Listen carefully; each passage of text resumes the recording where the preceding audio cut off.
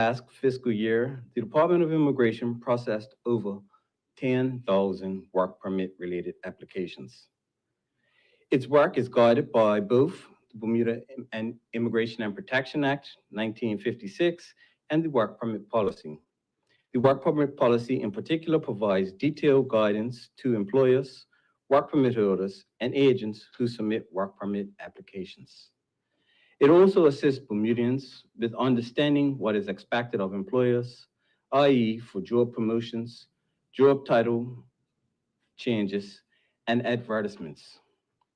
Last updated in 2017, the policy was overdue for revisions to ensure its relevance to the current employment requirements in Bermuda. With this in mind, the ministry, in conjunction with the Department of Immigration, undertook a comprehensive review of the work permit policy over the past 2 years. Input was sought from key stakeholders, including the Board of Immigration, the department's work permits section, the compliance section, and industry partners. The review aimed to clarify areas where interpretation was too wide and varied, streamline policies where appropriate, introduce new policies to address emerging needs, establish realistic processing times, ensure transparency and fairness, and support Bermuda's efforts to attract new businesses and stimulate economic growth. The revised policy is intended to improve the quality and completeness of initial work permit submissions, thereby reducing and ideally eliminating the need for resubmissions and processing delays. Ultimately, the department aims to consistently process all work permit applications within published timeframes. Without elaboration here, the policy's new additions include guidelines for submitting photos, guidelines for submitting police certificates, family office permits, guidelines for amending the dates of work permits, sponsored dependents residing and working in Bermuda, applications to reside, secondments, and layoffs. Other significant changes comprise the following. Processing of standard work permits has been increased from 20 working days to 30 working days, reflecting a more realistic processing time frame. It was evident that work permits could not be consistently processed, meeting the 20 working day time frame set, leading to backlog of applications and unhappy customers. The policy also includes the expectation that employers will fill jobs with Bermudians being placed first amongst all other categories of workers. All persons, not just Portuguese nationals, will be required to have a working knowledge of the English language, and the burden of proof to ensure they do will rest with employers. The policy regulating business visitors has been expanded to include utilizing someone for a nonprofit organization, a registered charity, or a religious institution, such as a sports coach, clergy, or a speaker. Short-term work permits will no longer serve as a bridge for standard work permits.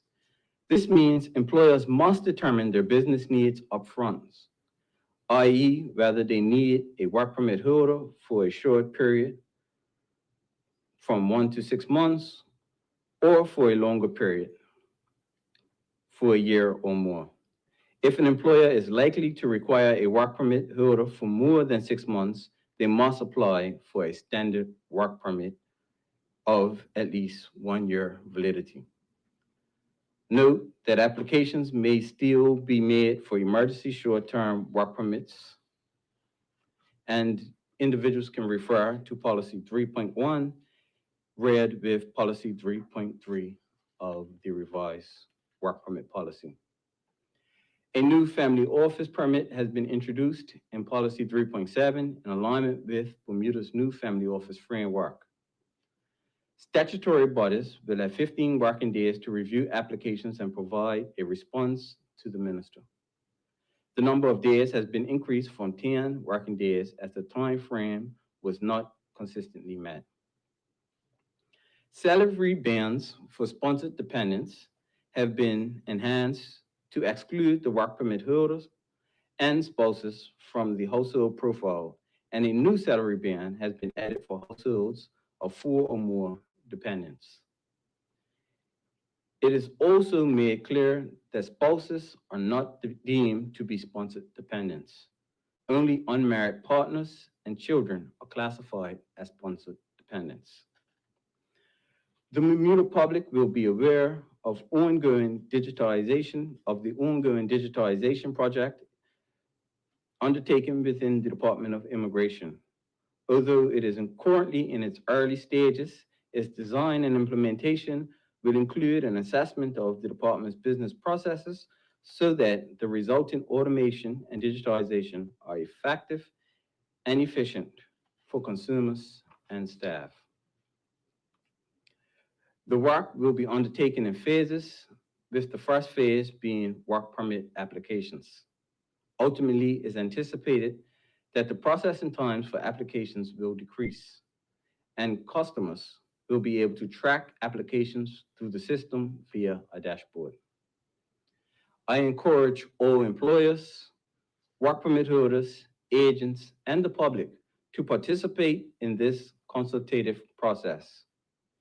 Carefully read the Work Permit Policy 2025 and submit clear and relevant feedback by responding through form.gov.bm between the 5th of June and the 4th of July 2025.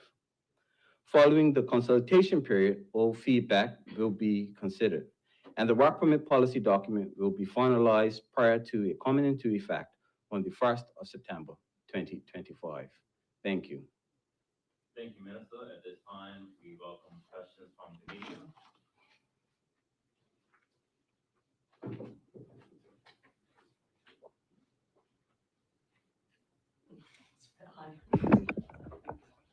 Thank you, Minister. On the last update you gave on work permits, I believe you had mentioned something about a provision where you could bar a worker if they were in violation of the work permit policy or laws, immigration laws. Is that still the case? Most definitely. And so there are penalties for persons who actually breach the work permit policy, and the department will ensure that we have strict adherence to our laws and work permit policies. Okay, so it does seem a little, you're penalizing the worker. What if it's the employer who is holding things up and it's really not the employee's fault? Are there provisions to determine between those two scenarios? The responsibility is a shared responsibility. The employer has a responsibility to ensure that its employees have the relevant document to engage in the economic activity that they desire, and employees should ensure that they have the relevant documentation to work and reside in Bermuda. According to law, both can receive civil penalties, the employer and the employee. Has anybody been barred yet? There have been persons placed on the stop list for breaching immigration laws and policies, yes. Can you go into detail on the value of some of the penalties? So the penalties can be split, and I spoke about that in the previous press conference. And so it can be up to $5,000 for the employee and $5,000 for the employer. But it's for the employer is based off of each infraction. And so if he has multiple employees that are outside of our work permit policies and laws, the employer can be charged multiple times. And again, last time you had a press conference on this, you talked about a zero tolerance policy on late applications and such. What if the roles are reversed and somebody submits a perfect work permit application to the Department of Immigration, everything's in place, but the department itself is delayed in processing it? And so how we handle that, we ask persons to put in an appeal to continue to work. And so permission can be granted for a person to continue to work while the application is in process. If it's the immigration that's holding up, maybe you've got a backlog problem or something like Most that. definitely. And so we do facilitate employers returning to work once an application has been submitted. This is where an application has not been submitted and somebody continues to work, where we penalize individuals. And when somebody does have that appeal, what's the turnaround time for that, for them to be accepted? Is that another 20 days they have to wait, or 30 days? Or No, is that appeals quicker? take place on a weekly basis. Appeals take place. And so how long, say if I was to appeal today, how long might I expect to wait for an approval? Or Appeal meetings are held on Thursday, and so if you were to submit an appeal today, then it will be considered in next Thursday's meeting.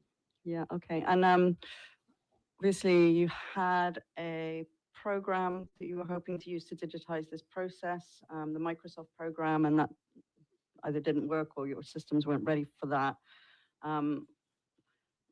You said digitization is an ongoing process. Are your systems ready? Has that been rectified? I believe that we are in the process of ensuring that we have an appropriate vendor that has a set of software that are actually compatible with our systems so that we can move forward with the project in earnest. But we are in the advanced stages of ensuring that we select a vendor who has software which is in alignment with our systems. What I would say is that we will not be going through the exercise of implementing a system that doesn't meet the two aims of ensuring that there is efficiency and effectiveness of outcomes. Okay. Okay, that's it for now. Thanks. Thank you.